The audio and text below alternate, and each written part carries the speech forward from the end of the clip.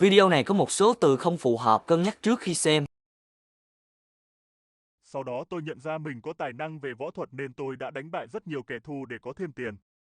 Cho đến một ngày. Có một thằng đi đến địa bàn bọn mình mà chưa xin phép.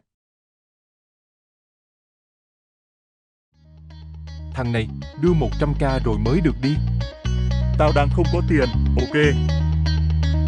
Vậy thì cút.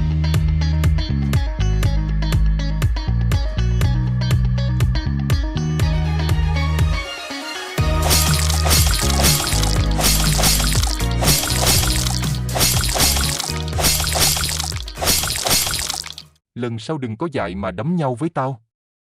Lần này tao tha, lần sau đưa cho tao 200k. Ok. Đây chính là nơi mà tôi bị bạo hành 10 năm trước. Chẳng lẽ nào